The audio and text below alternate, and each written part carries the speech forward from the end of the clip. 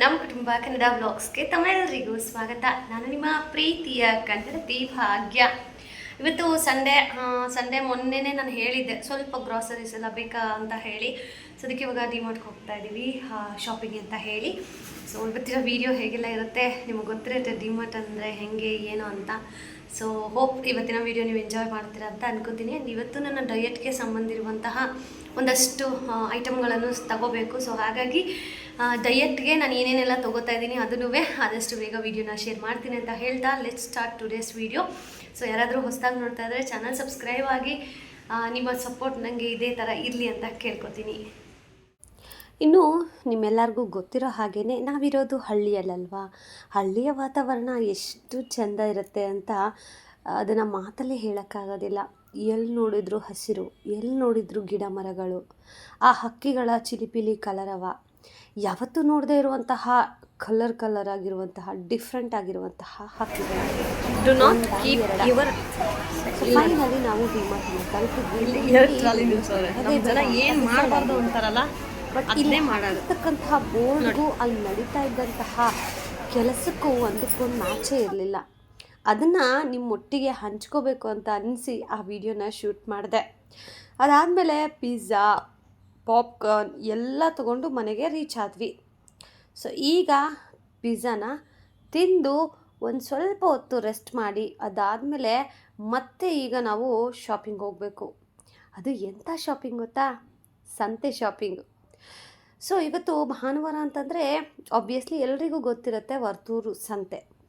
So ಸೋಮವಾರ ತುಂಬಿಸಿದ್ರ ಸಂತೆ. So ಹಾಗಾಗಿ ಸಂತೆಗೆ ಹೋಗಿ ಸ್ವಲ್ಪ ತರಕಾರಿ ಎಲ್ಲ ಬೇಕಾಗಿತ್ತಲ್ಲ, ಇನ್ನು ಸ್ಕೂಲ್ಸ್ಗಳು ಸ್ಟಾರ್ಟ್ ಆಗುತ್ತೆ.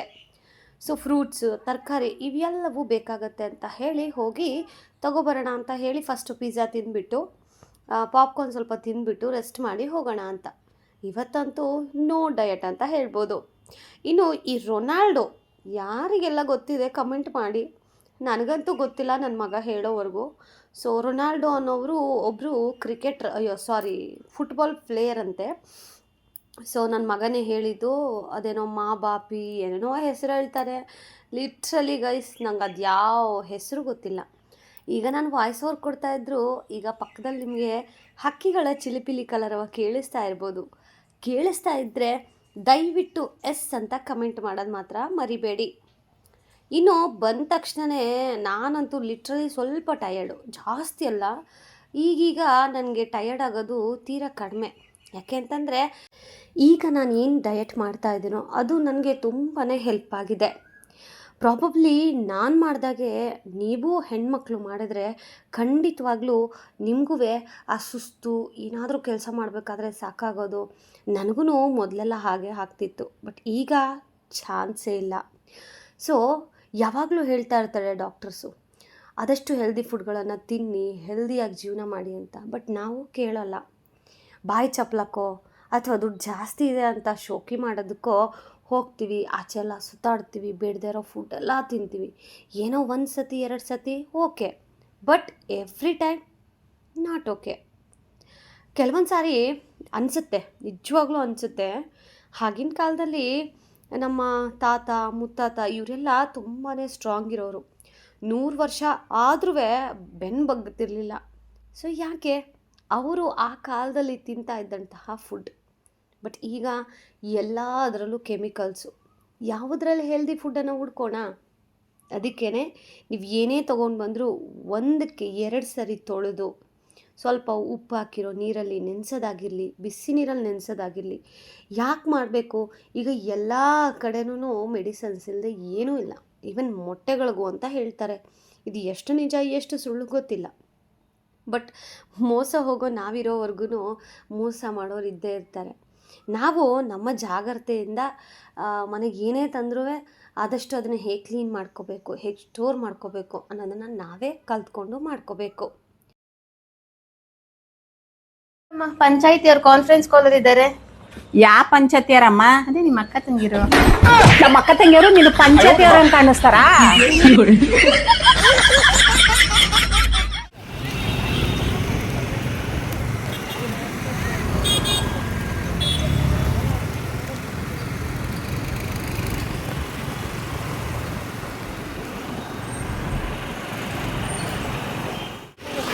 ಸೈಜ್ ಸಿಗುತ್ತೆ ಉತ್ಪನ್ನಲ್ಲಿ.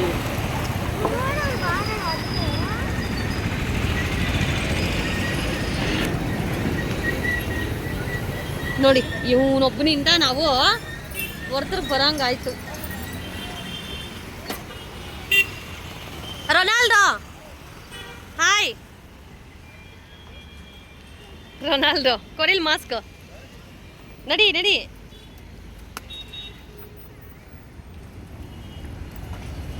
ಏನೋ ಈ ಕಾಲದ ಮಕ್ಕಳು ನಾವು ಏನು ಹೇಳಿದ್ರು ಕೇಳಲ್ಲ ಗೈಸ್.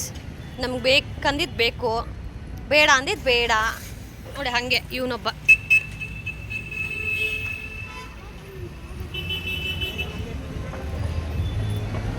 ಹೇಳ್ರಿ ಬರ್ತಾನೆ RCB ಟಿ ಶರ್ಟ್ ವೆಲ್ಕಮ್ ಮಾಡ್ತೈತೆ. ಸಂತೆ ಹೆಂಗಿದೆ ಗಿಜಿ ಗಿಜಿ ಗಿಜಿ ಗಿಜಿ ಅಂತ ಗೈಸ್. ಸಂತೆ ನಮ್ಮ ಯಜಮಾನ್ರು ಅಲ್ಲೋಗಿದ್ದಾರೆ ಫ್ರೂಟ್ಸ್ ತಗೋಬರಕ್ಕೆ. ಡ್ಯಾಡಿ ನೋಡು ಅಲ್ಲಿ ನೋಡಿ ಗೈಸ್, ಕಾಣಿಸ್ತಾ ನೋಡಿ ಅಲ್ಲಿದ ಏನೋ ಹುಡುಕ್ತಾ ಇದ್ದಾರೆ. ನೋಡೋ ಡ್ಯಾಡಿ ಅಲ್ಲೋಡಿ, ಎಷ್ಟು ಜೂಮ್ ಮಾಡ್ಬೋದು ನೋಡು. ಡ್ಯಾಡಿನ ಎಷ್ಟು ಜೂಮ್ ಮಾಡಿದ್ದೀನಿ.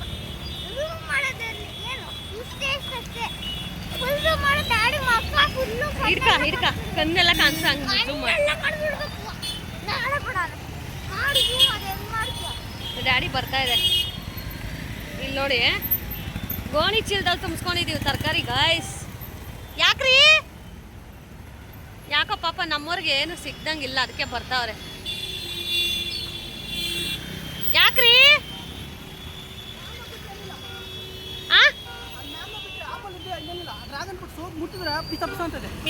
ಹೌದಾ? ಇನ್ನೆಲ್ಲಿ ಮತ್ತೆ?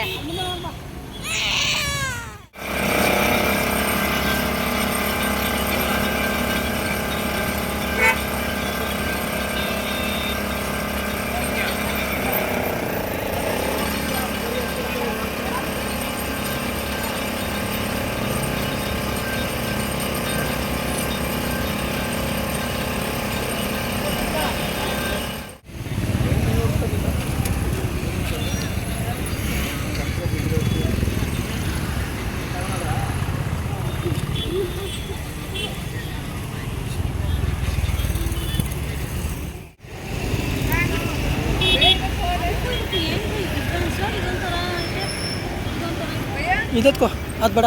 75 ಕಿಲೋ.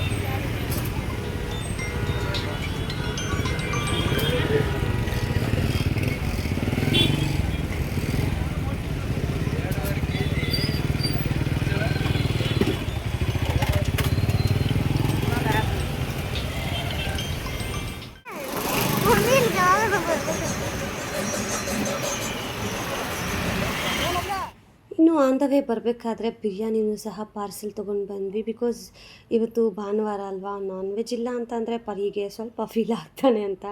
ಆ್ಯಂಡ್ ಅದಕ್ಕೆ ಇನ್ನು ಮನೇಲಿ ಮಾಡೋಕ್ಕಾಗಲ್ಲ ಅಂತ ಹೇಳಿ ತೊಗೊಂಡು ಬಂದೆ.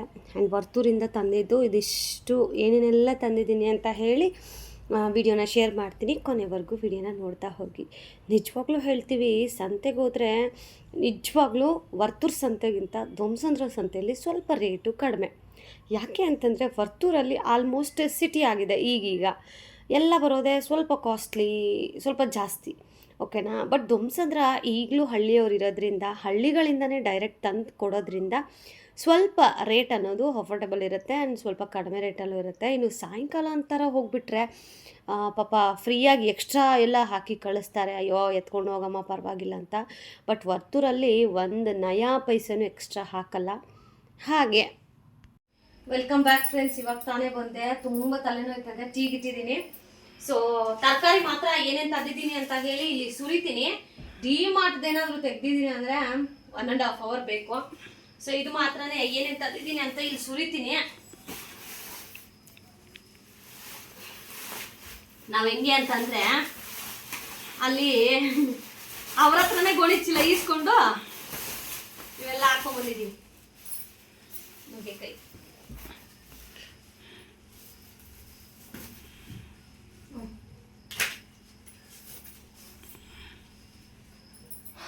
ಏನೇನು ಅಂತಂದರೆ ನೋಡಿ, ಬೀನ್ಸು,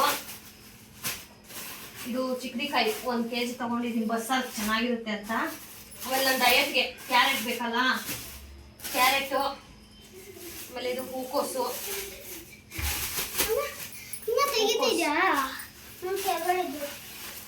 ಹೂಕೋಸು, ಇದು ಬೆಂಡೆಕಾಯಿ, ಬೆಂಡೆಕಾಯಿ ಇದೆ ಗಾಯ್ಸ್ ಆ ಸಾಂಗು.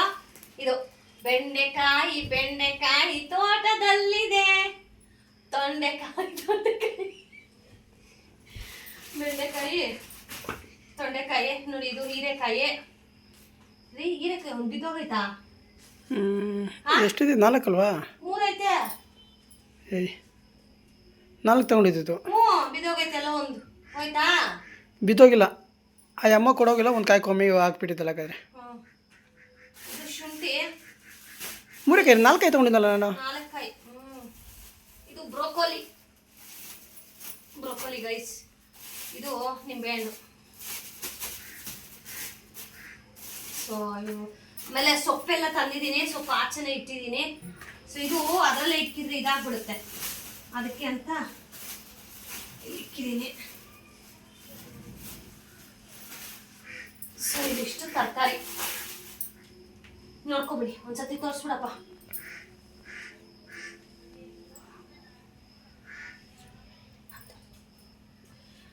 ಇದಿಷ್ಟು ತರಕಾರಿ. ಇದನ್ನ ನಾನು ಏನು ಮಾಡ್ತೀನಿ ಅಂತಂದರೆ ನೀಟಾಗಿ ಸೆಗ್ರಿಗೇಟ್ ಮಾಡಿ ಸಪ್ರೇಟ್ ಕವರಲ್ಲಿ ತೆಗೆದಿಟ್ಬಿಡ್ತೀನಿ.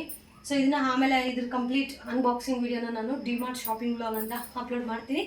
ಈಗ ಸೊಪ್ಪು ಬಿಡ್ಸಕ್ಕೆ ಹೋಗ್ತಾ ಇದ್ದೀನಿ. ಸೊಪ್ಪಲ್ಲಿ ನಾನು ಸಬ್ಸಿಗೆ ಸೊಪ್ಪು, ಪಾಲಕ್ ಸೊಪ್ಪು, ದಂಟು ಸೊಪ್ಪು 2 ಕಟ್ಟು ಇದಿಷ್ಟು ತೊಗೊಂಡು ಬಂದೆ. ಅದನ್ನು ಆಚೆನೇ ಇಟ್ಟಿದ್ದೀನಿ, ಬಿಕಾಸ್ ಅದೆಲ್ಲ ಮಣ್ಣು ಅಲ್ವಾ, ಒಳಗಡೆ ಬಂದರೆ ಎಲ್ಲ ಮಣ್ಣಾಗುತ್ತೆ ಅಂತ. ಈಗ ಕೆಳಗಡೆ ಮನೆಗೆ ಹೋಗ್ತಾ ಇದ್ದೀನಿ. ನಾನು ಸಂಧ್ಯಕ್ಕೆ ಇಬ್ಬರು ಕೂತ್ಕೊಂಡ್ರೆ ಬೇಗ ಬೇಗ ಬೇಗ ಬಿಡಿಸ್ಕೊಂಡ್ಬಿಡ್ತೀವಿ.